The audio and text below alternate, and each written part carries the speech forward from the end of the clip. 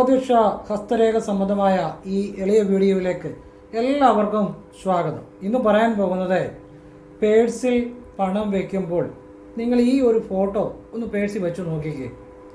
എന്നിട്ട് പണം എടുക്കുമ്പോഴും വയ്ക്കുമ്പോഴും, അതായത് പണം പേഴ്സിൽ നിന്ന് എടുക്കുമ്പോഴും വയ്ക്കുമ്പോഴും ഒരു ചെറിയൊരു മന്ത്രം കൂടെ ഒന്ന് ഉരുവിട്ട് നോക്കിക്കേ. അല്ലെങ്കിൽ ചെയ്ത് നോക്കുന്നതിൽ തെറ്റില്ലല്ലോ. നമുക്ക് ഗുണമായാൽ അത് ജീവിതത്തിൽ എല്ലാവിധ മാറ്റങ്ങളും ഉണ്ടാക്കും. ഒരു ചെറിയൊരു കാര്യം ചെയ്യുന്ന ചിലപ്പോൾ വലിയൊരു മാറ്റത്തിന് കാരണമായേക്കാം. കാരണം ഈ പണം വയ്ക്കുന്നതും എടുക്കുന്നതും പണം സൂക്ഷിക്കുന്നതും ഒക്കെ ചില പ്രത്യേക രീതിയിൽ ചെയ്താൽ സാമ്പത്തികം വരുന്നതായിട്ട് കണ്ടിട്ടുണ്ട്. ഈ സമ്പന്നരായ പല വ്യക്തികളും ഇങ്ങനെ ചില രഹസ്യങ്ങൾ ചെയ്യാറുണ്ട്. ഒരു പണവുമായി ബന്ധപ്പെട്ട കാര്യങ്ങളൊക്കെ അതിൻ്റെ കൂടെ ചില ചിത്രങ്ങൾ സൂക്ഷിക്കാറുണ്ട്, ചില ഫോട്ടോകൾ, പണം എടുക്കുമ്പോഴും വയ്ക്കുമ്പോഴും ചില മന്ത്രങ്ങൾ ജപിക്കാറുണ്ട്. പക്ഷെ അതൊന്നും ആരോടും പറയാറില്ല. സമ്പന്നന്മാരായ പല വ്യക്തികളും അതിനനുസരിച്ച് അവർക്ക് സമ്പത്ത് കൂടുകയും ചെയ്യും. ഇങ്ങനെ ചില കാര്യങ്ങളുണ്ട്. അപ്പം നിങ്ങൾ ചെയ്തു നോക്കുക, നല്ല കാര്യമാണ്.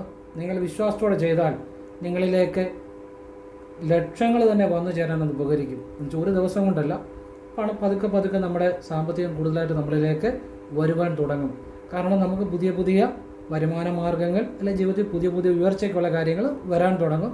അങ്ങനെ പണം നമ്മളിലേക്ക് ക്രമേണ വലിയ രീതിയിൽ ലക്ഷങ്ങളായി പതുക്കെ പതുക്കെ ക്രമേണ നമ്മളിലേക്ക് എത്തിച്ചേരാൻ തുടങ്ങും. നമ്മുടെ സാമ്പത്തികമായ ഒരവസ്ഥയിൽ മാറ്റം വരും. നിങ്ങൾ ചെയ്ത് നോക്കുക. ഞാനത് വിശദമായിട്ട് പറഞ്ഞു തരുന്നുണ്ട്. വീഡിയോ മുഴുവൻ കാണാൻ ശ്രമിക്കുക.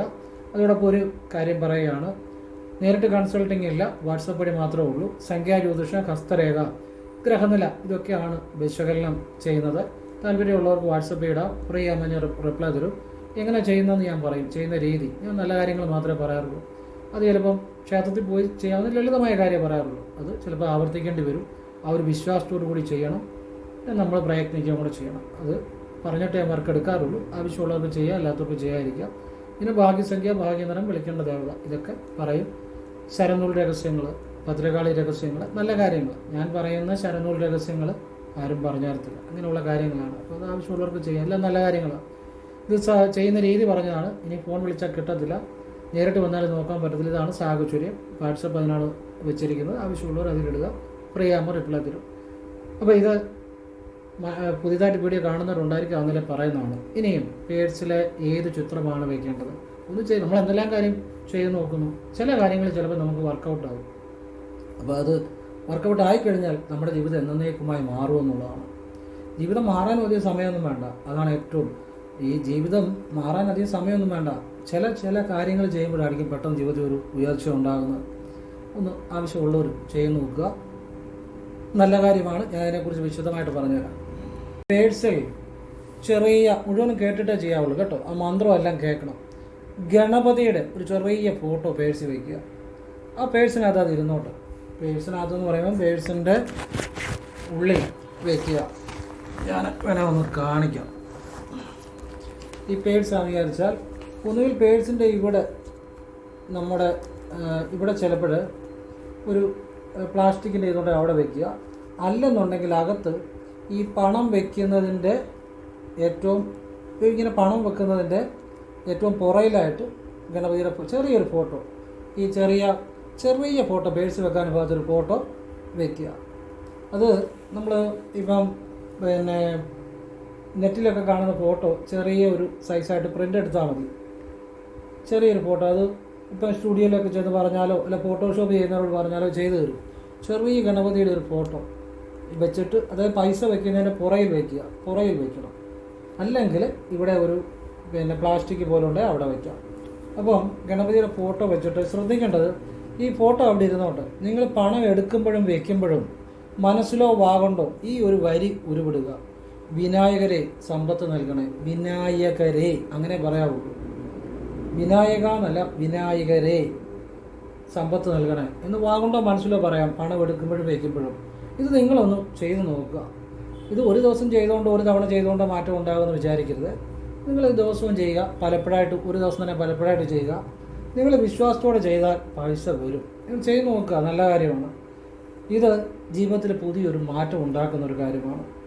വിനായകരെ സമ്പത്ത് നൽകണേ, പണമെന്ന് പറയണ്ട, സമ്പത്ത് നൽകണേ എന്ന് പറഞ്ഞ് പണം എടുക്കുമ്പോഴും പണം വയ്ക്കുമ്പോഴും, പണം എടുത്ത് ആർക്കെങ്കിലും കൊടുക്കുമ്പോഴും പണം നമുക്ക് കിട്ടിയിട്ട് വയ്ക്കുമ്പോഴും ഒക്കെ ഇങ്ങനെ പ്രാർത്ഥിച്ചുകൊണ്ട് ചെയ്യുക.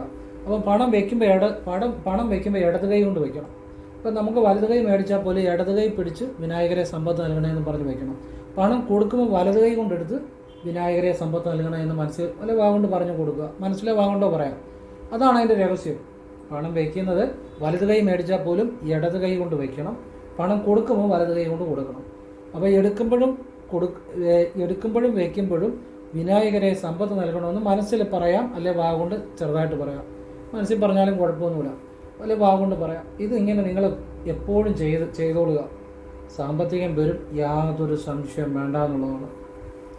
അത് ഒരു കാര്യം. രണ്ടാമത്തെ കാര്യം, ഇത് ഞാൻ പലതവണ പറഞ്ഞിട്ടുള്ളതാണ്. ഈ ഫോണിൻ്റെ കവറിൻ്റെ അകത്ത് നിങ്ങളുടെ ATM കാർഡ് വെക്കുക. എന്നിട്ട് ഫോൺ ഇതിൻ്റെ ഇവിടെ വയ്ക്കണം. ഈ ATM കാർഡ് വയ്ക്കുമ്പോഴും എടുക്കുമ്പോഴും വിനായകരെ സമ്പത്ത് നൽകണേ എന്ന് വാഗൊണ്ട് ഒരു തവണ പറയുകയാണെങ്കിൽ ഭയങ്കര എഫക്റ്റീവ് ആകും. വാഗൊണ്ട് പറയാൻ പറ്റാത്ത സാഹചര്യത്തിൽ മനസ്സുകൊണ്ട് പറയുക, വാഗൊണ്ട് പറയണം. ഇനി പേഴ്സിൽ വാഗൊണ്ട് പറയാൻ പറ്റുമ്പം പേഴ്സിലും പണം എടുക്കുമ്പോഴും വെക്കുമ്പോഴും വാഗൊണ്ട് തന്നെ ചെറുതായിട്ട് പറയുക. അത് വളരെ എഫക്റ്റീവാണ്. അങ്ങനെ പറ്റാത്ത സാഹചര്യത്തിൽ മനസ്സുകൊണ്ട് പറഞ്ഞാൽ മതി. നിങ്ങൾ ചെയ്ത് നോക്കുക, ഒരു 6 മാസം ഒന്ന് ചെയ്ത് നോക്കുക. സാമ്പത്തികം മാറുമോ ഇല്ലയോ എന്നറിയാം. വിശ്വാസത്തോടെ ചെയ്താൽ സാമ്പത്തികം വർദ്ധിച്ചു വരും. അത്ഭുതകരമായ ഒരു കാര്യമാണ്. ഇതിൻ്റെ അകത്ത് രഹസ്യം എന്നാന്ന് ചോദിച്ചു കഴിഞ്ഞാൽ, വിനായകരാണ് നമ്മളുടെ മൂലാധാര ചക്രത്തിൽ കുടികൊള്ളുന്നത്. മൂലാധാര ചക്രം പോസിറ്റീവായിട്ട് ആക്ടിവേറ്റ് ആകുമ്പോഴാണ് പണം, സമ്പത്ത്, ഐശ്വര്യം, സന്തോഷം, സമൃദ്ധി ഇതൊക്കെ നമ്മളിലേക്ക് വരുന്നത്. അപ്പോൾ വിനായകരെ എന്ന് തന്നെ വിളിച്ച് ചെയ്താൽ ആ ഒരു സമൃദ്ധി നമ്മളിലേക്ക് വരും. ഇത് ഉപയോഗപ്പെടുത്തിയവരെല്ലാം കാശ് ഉണ്ടാക്കിയിട്ടുണ്ട്. ഈ സമ്പന്നരായ പല വ്യക്തികൾക്കും പല കാര്യങ്ങളും അവർ മറ്റുള്ളവർ ചെയ്യാത്ത കാര്യങ്ങൾ ചെയ്യുന്നുണ്ട്. പക്ഷെ അതൊന്നും ആരോടും പറയത്തില്ല. അത്തരത്തിലൊരു കാര്യമാണ്, നാഗദൈവങ്ങൾക്ക് സമ്പന്നരായ വ്യക്തികൾ പലരും മാസത്തിലൊന്നോ ആഴ്ചയിലൊന്നോ എന്തെങ്കിലും വഴിപാട് ചെയ്യാറുണ്ട്. 2, കൃഷ്ണന് എന്തെങ്കിലും അവലെ അങ്ങനെയുള്ള കാര്യങ്ങൾ നിവേദിക്കാറുണ്ട്. 1 കിലോ അവലൊക്കെ നടക്കി വെക്കാറുണ്ട്. 3, അടുത്തുള്ള ഭദ്രകാളിക്ക് കടുംപായസം, അതുപോലെ ഭാഗ്യസൂക്ത പുഷ്പാഞ്ജലി, കുളത്തിൽ മലരുകൊണ്ട് മീനൂട്ട്, ഇതൊക്കെ ഇങ്ങനെ പല കാര്യങ്ങളും സമ്പന്നരായ പല വ്യക്തികൾ ചെയ്യാറുണ്ട്. അത് ചുമ്മാ സമ്പത്ത് വരുന്നതല്ല. അതായത് മറ്റുള്ളവർ ചെയ്യാത്ത ചില കാര്യങ്ങൾ ഇവർ രഹസ്യമായിട്ട് ചെയ്യും. ചില മന്ത്രങ്ങൾ ജപിക്കും, ചില രീതികൾ ചെയ്യുന്നുണ്ട്. അതുപോലെ തന്നെ നിങ്ങളുടെ വീടിൻ്റെ പ്രധാന ഹാളിൻ്റെ തെക്ക് പടിഞ്ഞാറേ മൂലയിലായിട്ട് ഗണപതിയുടെ ഒരു ഫോട്ടോ വെച്ച് നോക്കിക്കൂ. നിങ്ങളുടെ വീടിൻ്റെ എല്ലാവിധ ദോഷങ്ങളും മാറിക്കിട്ടുമെന്ന് മാത്രമല്ല, സമ്പത്തും സമൃദ്ധിയും അതുപോലെ വീട്ടിലേക്ക് വരും. തടസ്സപ്പെട്ട കാര്യങ്ങൾ നടക്കും.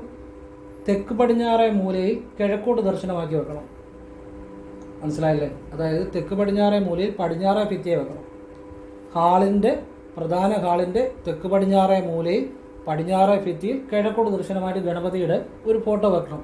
നിങ്ങളുടെ വീട്ടിൽ ഗണപതിയുടെ ഫോട്ടോ ഇരിപ്പുണ്ടെങ്കിൽ അത് കൂടാതെ ഒരു ഫോട്ടോ കൂടെ വാങ്ങിച്ച് വെച്ചു, നല്ലതാണ്.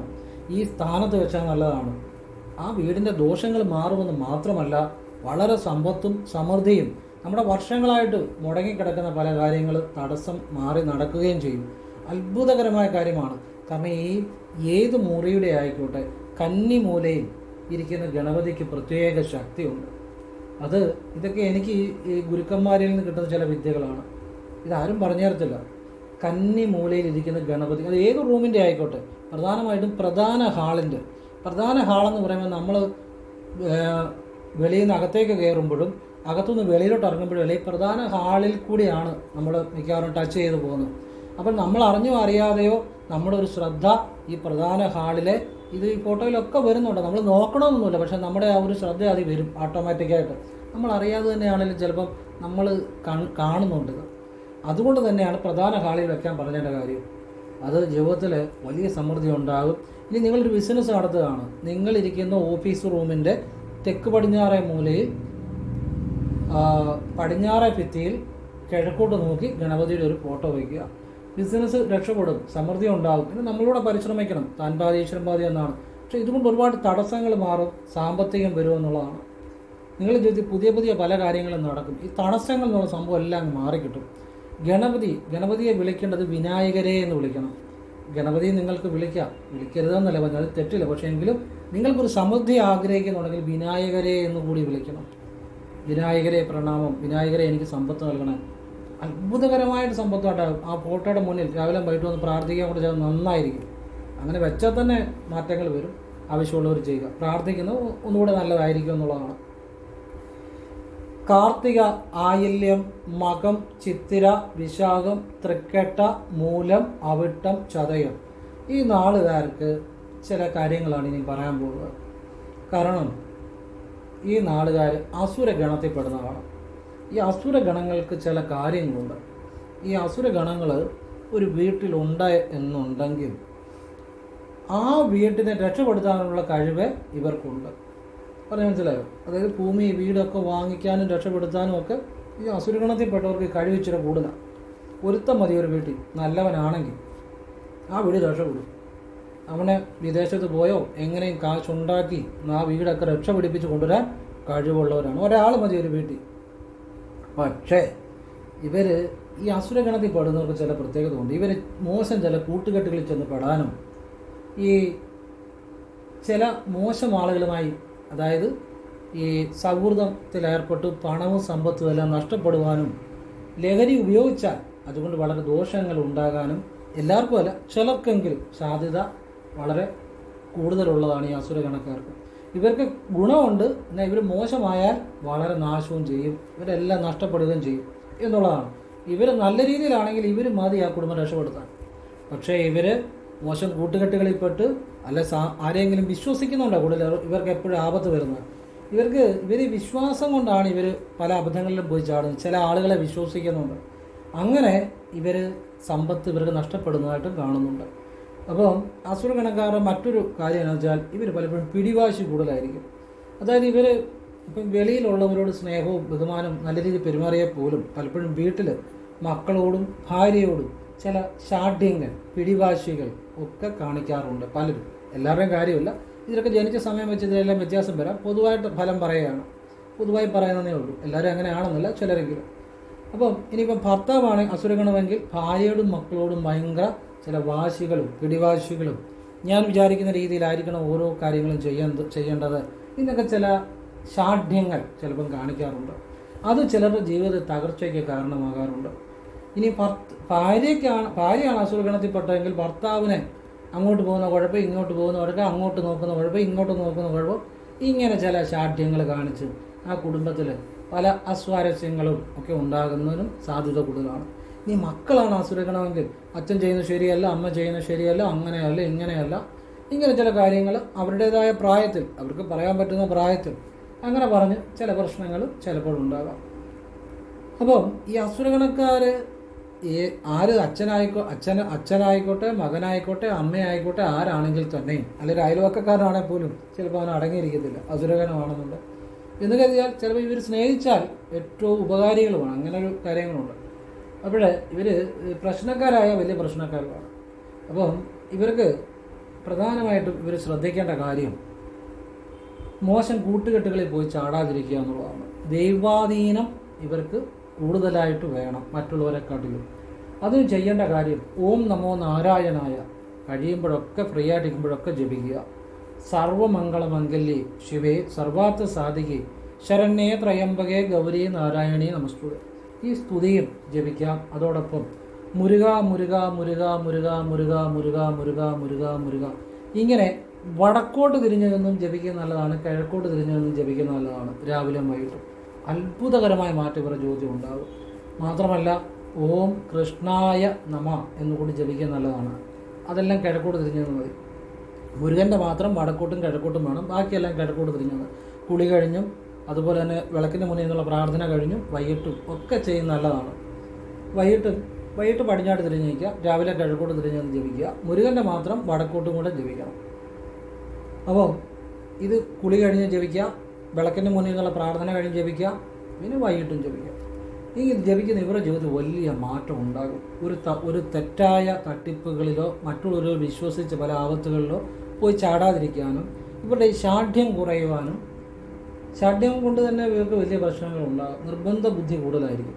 അതൊക്കെ മാറി ഒരു നല്ല ഒരു സ്വഭാവത്തിലേക്ക് വരുവാനും, അതുപോലെ ഇവർ ലഹരി അമിതമായിട്ട് ഉപയോഗിച്ച് കഴിഞ്ഞാൽ ഇവർ മറ്റുള്ളവരെക്കാട്ടിയും പ്രശ്നക്കാരാണ്. കാരണം ഇവർക്ക് അസുര ഗുണമെന്നല്ല, അത് പറഞ്ഞപ്പോൾ മാറിപ്പോയതാണ്, ക്ഷമിക്കുക. ഒന്നുകൂടെ പറയാം. അസുര ഗണമാണിത്. അപ്പോൾ അസുരൻ്റേതായ ചില ആ ഒരു ഗണത്തിൻ്റെ ചില സ്വഭാവവിശേഷതകൾ ഇവർക്കുണ്ട്, അസുര ഗണക്കാർക്ക്. അപ്പോൾ മറ്റുള്ളവരെക്കാട്ടിൽ ഇവർക്ക് ഈ മദ്യമൊക്കെ ചെന്ന് കഴിഞ്ഞാൽ ഒരു പ്രകോപനം സൃഷ്ടിച്ചു കഴിഞ്ഞാൽ ഇവരെന്തോ ചെയ്യുന്നതെന്ന് പറയാനൊക്കത്തില്ല. ഇവരുടെ മനസ്സിലുള്ള വൈരാഗ്യമൊക്കെ ചിലപ്പോൾ വെളിവരും. അങ്ങനെ ഇവർ പല അബദ്ധങ്ങളിലും ചെന്ന് ചാടാം. മനസ്സിലായില്ലേ? ഒരു വീണ്ടും വിചാരമില്ലാതെ ചില കാര്യങ്ങളൊക്കെ ചെയ്യുന്നതുകൊണ്ട് ശത്രുക്കളെ ഉണ്ടാക്കാം, പല പ്രശ്നങ്ങളും ഉണ്ടാകാം. അപ്പോൾ അതുകൊണ്ട് മദ്യപാനം എന്നുള്ള കാര്യങ്ങൾ കഴിവതും ഉപേക്ഷിക്കുന്നതാണ് ഏറ്റവും നല്ലത്. അഥവാ കഴിക്കുന്നവരാണെങ്കിലും മിതമായിട്ട് ആർക്കും ബുദ്ധിമുട്ടുണ്ടാകാത്ത രീതിയിൽ അല്പം ആയിട്ട് അതിനെ ലഘൂകരിക്കാൻ ശ്രമിക്കുക. അല്ലെങ്കിൽ ഉപേക്ഷിക്കാവുന്ന പറ്റുന്നവരാണ് പൂർണ്ണമായിട്ട് ഉപേക്ഷിച്ചാൽ അത് ഏറ്റവും നല്ലതാണ്. കാരണം അതുകൊണ്ട് ഇവരുടെ ജീവിതത്തിൽ വലിയ മറ്റുള്ളവരോട് വഴക്ക്, പ്രശ്നങ്ങൾ, ഇങ്ങനെയുള്ള കാര്യം, അല്ലെങ്കിൽ ഇവരുടെ മനസ്സിലുള്ള ചില മറ്റുള്ളവരുള്ള ചില വൈരാഗ്യങ്ങളൊക്കെ വെളി വരുമെന്നുള്ളതാണ്. അപ്പോൾ ഇത് അസുരഗണക്കാർക്ക് വളരെ ശ്രദ്ധിക്കേണ്ട ഒരു കാര്യമാണ്. പിന്നെ ഈശ്വരാദിനോട് എല്ലാം നല്ലതായിട്ടേ വരത്തുള്ളൂ, ഒരു കുഴപ്പമില്ല. അതിന് ഞാൻ ഒരു കാര്യം കൂടെ പറയാം. ചൊവ്വാഴ്ച ഭദ്രകാളി ക്ഷേത്രത്തിൽ 100 രൂപയുടെ ഗുരുതി നിവേദ്യം ഇവരുടെ ഒരു അസുര ഗുണം കുറയുവാനും ഇവർ കൂടുതലായിട്ട് നല്ല ഒരു നല്ല ഈശ്വരീയത കൂടുവാനും അത് ഉപകരിക്കും. പിന്നെ വെള്ളിയാഴ്ച 100 രൂപയുടെ ഗുരുതി നിവേദ്യം ചെയ്യുന്നത് സമ്പത്തുണ്ടാകാൻ ഉപകരിക്കും. അപ്പോൾ ഇത് വളരെ ഇവരുടെ ജീവിതം മാറ്റുന്ന കാര്യങ്ങളാണ്. ധാരാളം ആളുകൾക്ക് ഇത്തരം കാര്യങ്ങൾ ചെയ്ത് അവരുടെ ജീവിതത്തിൽ നല്ലൊരു കുടുംബമായിട്ട് മുന്നോട്ട് പോകാനും ജീവിതത്തിൽ പ്രതിസന്ധികളെ തരണം ചെയ്യാനും ആവശ്യമില്ലാത്ത കൂട്ടുകെട്ടുകളിൽ പോയി ചാടാതിരിക്കാനും ജീവിതം തകർച്ചയിലേക്ക് പോകാതിരിക്കാനും ഇവർക്കതെല്ലാം ഉപകരിക്കും. അതുപോലെ തന്നെ തിങ്കളാഴ്ച ശിവന് മാസത്തിൽ ഒരു തിങ്കളാഴ്ച മതി ജലധാര, ഭസ്മം, നെയ്യ്, ജലധാര, ഭസ്മം, നെയ്യ് ഇതൊക്കെ രാവിലെ ഒരു 6-നും 7-നും ഇടയ്ക്ക് സമർപ്പിച്ച് പ്രാർത്ഥിച്ചാൽ ഇവരുടെ ജീവിതത്തിൽ വലിയ മാറ്റം വരും. അപ്പം നിങ്ങൾ ചെയ്തു നോക്കിയോ, ചെയ്യുന്നവരെല്ലാം ജീവിതം മാറിയിരിക്കും. ഇതൊക്കെ നല്ല കാര്യങ്ങളാണ്. ഇനി ചൊവ്വാഴ്ച ഗുരുതി എന്നുള്ളത് ആഴ്ച ചെയ്താൽ നല്ലതാണ്. വെള്ളിയാഴ്ച ഗുരുതി എന്നുള്ള ആഴ്ച ചെയ്താൽ വളരെ നല്ലതാണ്. 100 രൂപയുടെ ഗുരുതി നിവേദ്യം തിരുമേനിക്ക് ഒരു 100 രൂപ കൊടുക്കണം. ഇനി അതല്ല മാസത്തിൽ ചെയ്താൽ നിങ്ങൾക്ക് മതി എന്നുണ്ടെങ്കിൽ മാസത്തിൽ ഒന്ന് ചെയ്താലും മതി. ആഴ്ച ചെയ്താൽ കുറച്ചുകൂടെ പെട്ടെന്ന് ഒരു ഫലം കിട്ടുമെന്നുള്ളതാണ്. നിങ്ങളുടെ ആവശ്യം പോലെ ചെയ്യുക. ഒരു കുടുംബം നന്നായിട്ട് പോകും. നിങ്ങളുടെ ജീവിതത്തിൽ നിങ്ങൾ ആപത്തുകളിൽ ചാടത്തില്ല എന്നുള്ളതാണ്. അപ്പം ഇത് എടുത്തു പറയാൻ കാര്യം പല അനുഭവങ്ങളുടെ അടിസ്ഥാനത്തിലാണ്. ജീവിതം ഒന്നേ ഉള്ളൂ. അത് ഏറ്റവും മനോഹരമാക്കാൻ, നല്ലൊരു കുടുംബമായിട്ട് മുന്നോട്ട് പോകാൻ, നഷ്ടങ്ങൾ ഉണ്ടാകാതിരിക്കാൻ, തകർച്ചകൾ ഉണ്ടാകാതിരിക്കാൻ വേണ്ടിയാണ് ഇത്രയും പറഞ്ഞത്. നമുക്ക് ഒരുപാട് പരിശ്രമിക്കാനോ ഒന്നും ജീവിതത്തിൽ ഒരുപാട് അവസരങ്ങൾ കിട്ടത്തില്ല. ജീവിതത്തിൽ കിട്ടുന്ന അവസരങ്ങൾ നല്ല രീതിയിൽ മുന്നോട്ട് കൊണ്ടുപോകാൻ ശ്രമിക്കണം. ഒരു കുടുംബം ഒരു പിടിവാശി കൊണ്ടോ ഒക്കെ തകരാൻ എളുപ്പമാണ്. പക്ഷേ ആ കുടുംബം തിരിച്ചു പിടിക്കാൻ ബുദ്ധിമുട്ടാണ്. നമ്മൾ ഒരു അരിശം കൊണ്ട് കിണറ്റിൽ ചാടിയാൽ 7 അരിശം കൊണ്ട് തിരിച്ചു കയറാൻ പറ്റത്തില്ല എന്ന് പറയുന്ന പോലെ ജീവിതത്തിൽ പിടിവാശികളും ഒക്കെ ചിലപ്പോൾ ജീവിതത്തിനൊരു തകർച്ചയ്ക്ക് കാരണമാകാം. അങ്ങനെ ഒരു കുടുംബം തകരാതിരിക്കാൻ വേണ്ടിയാണ് ഞാൻ ഇത്രയും പറഞ്ഞത്. നിങ്ങൾക്ക് ഇതൊക്കെ ശരിയെന്ന് തോന്നുമെങ്കിൽ നിങ്ങൾ ചെയ്യുക. ചെയ്തവർക്കൊക്കെ അതിൻ്റെ ഗുണങ്ങൾ കിട്ടിയിട്ടുണ്ട്. എനിക്ക് ശരിയെന്ന് തോന്നിയ കാര്യങ്ങളാണ് പറഞ്ഞത്. എൻ്റെ അഭിപ്രായങ്ങളും നിരീക്ഷണങ്ങളും അനുഭവങ്ങളാണ്. ആവശ്യമുള്ളവർ ചെയ്യുക, അല്ലാത്തവർക്ക് ചെയ്യാതിരിക്കുക. ഞാനിനി ഒരു കാര്യം കൂടെ പറഞ്ഞ് നിർത്തുകയാണ്. ഇന്നലത്തെ വീഡിയോ പറഞ്ഞ കാര്യമാണ്, പക്ഷേ അത് ഞാൻ ആ വീഡിയോ ഇട്ടിട്ട് പിന്നെ അങ്ങ് ഡിലീറ്റ് ചെയ്തു. കാരണം എന്ന് വെച്ച് കഴിഞ്ഞാൽ ഒന്നുകൂടി വിശദമായിട്ട് ഇന്നിടാൻ വേണ്ടിയാണ്. അതായത് ഞാൻ ജീവിതം മാറ്റിമറിക്കുന്നതെന്ന് പറഞ്ഞാൽ നിങ്ങൾ വിചാരിക്കുന്ന പോലെ വലിയ ബുദ്ധിശക്തിയൊക്കെ വേണം, കഴിവൊക്കെ വേണം. അതിലുപരി നമ്മളുടെ ഒരു മാനസിക അവസ്ഥ, ഒരു പ്രത്യേക രീതിയിലുള്ള മാനസികാവസ്ഥയാണ് ജീവിതം മാറ്റുന്നത്. ആ മാനസികാവസ്ഥ എന്ന് പറഞ്ഞാൽ നമ്മൾക്ക് ചില വിശ്വാസങ്ങളുണ്ട്. ആ വിശ്വാസങ്ങൾ ആഴത്തിൽ ഇറങ്ങുമ്പോഴാണ് നമ്മുടെ ജീവിതത്തിൽ അത്ഭുതങ്ങൾ നമുക്ക് ചെയ്യാൻ പറ്റുന്നത്. അത്തരത്തിലുള്ള ഒരു ചെറിയ അനുഭവം ഞാൻ ഇന്നലെ പറഞ്ഞതാണ്. പക്ഷേ ഇന്നലെ വീഡിയോ ഞാനത് ഡിലീറ്റ് ചെയ്തു. കാരണം കുറച്ചുകൂടി ഇത്തരം കാര്യങ്ങൾ ഉൾക്കൊള്ളിച്ചുകൂടി വിശദമായിട്ട് പറയാമെന്ന് വിചാരിച്ചു. അതായത് ക്ലിഫ് യങ് എന്ന് പറഞ്ഞൊരു വ്യക്തി ഉണ്ടായിരുന്നു. നടന്ന സംഭവമാണ്. CLIFF, ക്ലിഫ് യങ്, YOUNG, നെറ്റിലടിച്ചാൽ കിട്ടും. ഈ വ്യക്തി തൻ്റെ 61ാമത്തെ വയസ്സിൽ, ഓർക്കണേ, 61ാമത്തെ വയസ്സിൽ ഓസ്ട്രേലിയയിൽ നിന്നും മെൽബണിലേക്ക് അൾട്രാ മാരത്തൺ ഓടി 5 ദിവസവും 15 മണിക്കൂറും 4 മിനിറ്റ് കൊണ്ട് ഒന്നാമനായി. അതൊരു സാധാരണ കാര്യമല്ലത്. ഒരു കൃഷിക്കാരനാണ് ഇദ്ദേഹം ഒരു പ്രൊഫഷണലായിട്ടുള്ള അത്ലറ്റൊന്നുമല്ല. ഇദ്ദേഹം 5 ദിവസവും 15 മണിക്കൂറും 4 മിനിറ്റ് കൊണ്ട് ഒരു മാരത്തൺ ഓടി 61ാമത്തെ വയസ്സിൽ ഒന്നാമനായി എന്ന് പറയുമ്പോൾ അദ്ദേഹത്തോട് ആ ആളുകൾ ചോദിച്ചു, എന്താണ് ഇതിൻ്റെ രഹസ്യം? സാധാരണ വ്യക്തിക്ക് ചെയ്യാൻ പറ്റുന്നൊരു കാര്യമല്ല. അപ്പോൾ അദ്ദേഹം പറഞ്ഞൊരു കാര്യമുണ്ട്. അദ്ദേഹം ഓടുമ്പോഴെപ്പോഴും അദ്ദേഹം ഒരു പ്രത്യേക മാനസികാവസ്ഥയിലായിരുന്നു. അദ്ദേഹത്തിൻ്റെ മനസ്സിൽ അദ്ദേഹം ഒരു സങ്കല്പിച്ച കാര്യമുണ്ട്. അതായത് ഒരു വലിയ കൊടുങ്കാറ്റിനെതിരെ കുറേ ആട്ടുംപറ്റങ്ങൾ ഓടുന്നു. ആ ആട്ടുംപറ്റങ്ങളെ പുറകെ ഇദ്ദേഹം ഓടുകയാണ് സങ്കല്പിച്ച ഇദ്ദേഹം ഓടിയത്. അങ്ങനെ പ്രത്യേക അവസ്ഥ മനസ്സിനെ സങ്കല്പിച്ച് ചെയ്തുകൊണ്ടാണ് ഇദ്ദേഹത്തിന് ഇത്രയും വലിയൊരു ടാസ്ക് ഒന്നാമനാകാൻ പറ്റിയത്. കാരണം ഇദ്ദേഹം പശുക്കളെയും ആടുകളെയൊക്കെ വളർത്തുന്ന കർഷകനാണ്. ഇത് പലപ്പോഴും ഈ പശുക്കളെയും ആടുകളെയും കാണാതെ പോകുമ്പോൾ ആട്ടുംപറ്റങ്ങളെ തേടി ഇദ്ദേഹം ഓടാറുണ്ട്, അതുങ്ങളെ തപ്പിയും ഒക്കെ. അങ്ങനെ ഇങ്ങനൊരു ശീലമുണ്ട്. അപ്പോൾ അദ്ദേഹത്തിന് ജീവിതവുമായിട്ട് ചേർന്ന് നിൽക്കുന്ന ഒരു കാര്യം ഒരു പ്രത്യേക രീതിയിൽ സങ്കല്പിച്ചപ്പോൾ അദ്ദേഹത്തിന് അസാമാന്യമായ ഒരു കാര്യം ചെയ്യാൻ സാധിച്ചു എന്നുള്ളതാണ്. അപ്പോൾ ഒരു രഹസ്യം എന്നാന്ന് വെച്ചാൽ, നമ്മളുടെ ചില സങ്കല്പങ്ങൾ നമ്മളുടെ ജീവിതത്തിനോട് ചേർന്ന് നിൽക്കുന്ന കാര്യങ്ങളുമായി ബന്ധപ്പെട്ട് നമ്മൾ ചില സങ്കല്പങ്ങൾ വെക്കുകയാണെങ്കിൽ ആ സങ്കല്പങ്ങൾക്ക് നമ്മുടെ ജീവിതത്തിൽ അത്ഭുതങ്ങൾ ചെയ്യാൻ പറ്റുമെന്നുള്ളതാണ്. ഇപ്പം നിങ്ങളുടെ ജീവിതവുമായിട്ട് ബന്ധപ്പെട്ടായിരിക്കണം. ഏതെങ്കിലും ഒരു കാര്യത്തിൽ നിങ്ങളൊരു സങ്കല്പം വയ്ക്കുക. ആ സങ്കല്പം നിങ്ങളെ ഉയർച്ചയിൽ എത്തിക്കുന്നതായിട്ട് കാണുക. ആ സങ്കല്പം ഉറച്ച് വിശ്വസിക്കുകയാണെങ്കിൽ ആ കാര്യം ജീവിതത്തിൽ നടക്കുമെന്നുള്ളതാണ്. ബുദ്ധി, കഴിവ് ഇതൊക്കെ വേണം. ഇതിനപ്പുറത്ത് മനസ്സിൻ്റെ ചില ശക്തിയുണ്ട്. മനസ്സിൻ്റെ ഒരു പ്രത്യേക മാനസികാവസ്ഥയുണ്ട്. ഈ സമ്പന്നരായ പല വ്യക്തികളിലും അല്ലെങ്കിൽ ജീവിതത്തിൽ വലിയ കാര്യങ്ങൾ നേടിയ വ്യക്തികളിലെല്ലാം ഒരു പ്രത്യേക മാനസികാവസ്ഥയാണത്. അതുപോലെ തന്നെ പരാജയപ്പെടുന്നവനും ഒരു പ്രത്യേക മാനസികാവസ്ഥ തന്നെയാണ്. ഞാൻ രക്ഷപ്പെടത്തില്ല എന്നുള്ളത്. ആരെന്ത് പറഞ്ഞാലും ഞാൻ രക്ഷപ്പെടത്തില്ല എന്നുള്ളത്. ഇപ്പോൾ ഇത്തരം വീഡിയോ പോലും പലരും കാണത്തില്ല. കാരണം വെച്ചാൽ രക്ഷപ്പെടണമെന്നുള്ള ചിന്തയൊന്നുമില്ല. വല്ല ഈ ഒരു കാര്യമില്ലാത്ത കാര്യങ്ങളോ അതൊക്കെ കാണാൻ ഇഷ്ടപ്പെടുന്നു. എന്നാൽ ജീവിതം മാറുന്ന, ജീവിതത്തിലേക്ക് മാറ്റുന്ന ചില കാര്യങ്ങൾ താല്പര്യമില്ല. കാരണം ഞാൻ രക്ഷപ്പെടത്തില്ല എന്ന് അവർ തന്നെ പലരും മനസ്സ് ഉറപ്പിച്ചിരിക്കുന്നവരാണ്. അവർ നല്ല കാര്യങ്ങളിലേക്ക് വരത്തില്ല. എന്നാൽ ചിലരുണ്ട്, ഞാൻ ജീവിതത്തിൽ രക്ഷപ്പെടും, നല്ല നിലയിലാകുന്നതായിട്ടൊരു സങ്കല്പം വയ്ക്കും. ആ സങ്കല്പം ഉറച്ച സങ്കല്പമാണെന്നുണ്ടെങ്കിൽ അവർക്ക് അതിനുള്ള കാര്യങ്ങളിലേക്ക് അവരറിയാതെ തന്നെ വന്നു വീഴും. അത്ര അറിവുകൾ അവരിലേക്ക് എത്തപ്പെടും. അവർ പല കാര്യങ്ങളും ചെയ്ത് ഓട്ടോമാറ്റിക്കായിട്ട് ജീവിതത്തിൽ ഉയർച്ചയിലെത്തും. അപ്പോൾ ഈ പ്രധാനം വെച്ചാൽ ഒരു മാനസികാവസ്ഥയാണ് ജീവിതത്തിൽ അത്ഭുതങ്ങൾ ചെയ്യുന്നത്. ആ ഒരു മാനസികാവസ്ഥ എന്ന് പറഞ്ഞാൽ അത് നമ്മുടെ മനസ്സിൽ നമ്മുടെ ഒരു സങ്കല്പമാണ്. അപ്പോൾ നിങ്ങളും അങ്ങനെ നല്ലൊരു സങ്കല്പം കൊടുക്കുക. അപ്പോൾ നിങ്ങൾക്കൊരു വീട് വേണം. അപ്പോൾ നിങ്ങൾ നല്ലൊരു മനോഹരമായ വീട് വെക്കുന്നതായിട്ടും കടങ്ങളില്ലാതെ അവിടെ സുഖമായിട്ട് ജീവിക്കുന്നതായിട്ടും നല്ലൊരു സങ്കല്പം കൊടുക്കുകയാണെങ്കിൽ അത് ഭാവിയിൽ യാഥാർത്ഥ്യമായി തീരും. അല്ലാതെ നിങ്ങൾക്കിപ്പോൾ ഒരു വീട് വേണം, കടം മേടിച്ച് വീട് വെക്കുന്നതായിട്ടും കടക്കാരിട്ട് ഓടിക്കുന്നതായിട്ടും ഒക്കെ നല്ല സങ്കല്പം കൊടുത്താൽ ഓടേണ്ടി വരും. മനസ്സിലായില്ലേ? പല ആളുകളും നെഗറ്റീവായിട്ടാണ് നല്ല സങ്കല്പം കൊടുക്കുന്നത്. അതാ പ്രശ്നം. നമ്മൾ പോസിറ്റീവായിട്ട് കടമില്ലാതെ നല്ലൊരു വീട് വെക്കുന്നു, അവിടെ സുഖമായി ജീവിക്കുന്നു, അങ്ങനെ ഒരു സങ്കല്പം കൊടുക്കുക. അത് യാഥാർത്ഥ്യമാകും. ഈ മനസ്സിൽ കൊടുക്കുന്ന സങ്കല്പങ്ങൾ പിന്നെ നമ്മളുടെ മാനസിക അവസ്ഥയായിട്ട് തന്നെ മാറും. പോസിറ്റീവായിട്ടുള്ള സങ്കല്പങ്ങളാകുമ്പോൾ പോസിറ്റീവായ മാനസികമായ ഒരു അവസ്ഥ ഉണ്ടാകും. ആ മാനസികാവസ്ഥയാണ് അത്ഭുതങ്ങൾ ചെയ്യുന്നത്. അതൊരു രഹസ്യമാണ്. അപ്പോൾ നമ്മുടെ സങ്കല്പ ശക്തിക്ക് വളരെ ശക്തിയുണ്ട്. പോസിറ്റീവായിട്ടുള്ള കാര്യങ്ങൾ സങ്കല്പിക്കുക, അതിൽ ഉറച്ച് വിശ്വസിക്കുക, അത് ജീവിതത്തിൽ അത്ഭുതങ്ങൾ സംഭവിക്കും. ഇത് ഞാൻ ഇന്നലത്തെ വീഡിയോ പറഞ്ഞതാണ്. പക്ഷേ വീഡിയോയിൽ കുറച്ചുകൂടി കാര്യങ്ങൾ പറയാൻ വേണ്ടി ഞാനത് ഡിലീറ്റ് ചെയ്തിട്ട് ഇന്ന് വേറെ കുറേ കാര്യങ്ങൾ ഉൾക്കൊള്ളിച്ച് ഒരു വീഡിയോ ആക്കിയെന്നേ ഉള്ളൂ. എല്ലാവരും ഈശ്വരൻ അനുഗ്രഹിക്കട്ടെ. ഓം കൃഷ്ണായ നമഃ. ശിവോഹം ശിവോഹം ശിവോഹം ശിവോഹം ശിവോഹം ശിവോഹം ശിവോഹം ശിവോഹം ശിവോഹം ശിവോഹം ശിവോഹം ശിവോഹം ശിവോഹം ശിവോഹം ശിവോഹം ശിവോഹം ശിവോഹം ശിവോഹം. ശിവോഹം എന്ന് വെച്ചാൽ I am Shiva, you are Shiva, all things are Shiva. എല്ലാം ശിവമയമാണ് എന്നുള്ളതാണ്. എത്ര മനോഹരമാണ് ആ ചിന്ത. എല്ലാം ഈ കാണുന്നതെല്ലാം ഒന്നാണെന്നും ആ ഒന്നിലെല്ലാം ഉണ്ടെന്നുമുള്ള അറിവാണ് ഏറ്റവും വലിയ അറിവ്. അതാണ് ഈശ്വരൻ, അതാണ് ശിവോഹം. ശിവോഹം എന്ന് വെച്ചാൽ സർവം ശിവമയം. അത്രയോ. എല്ലാവരും ഈശ്വരൻ അനുഗ്രഹിക്കട്ടെ. ശിവശിവ.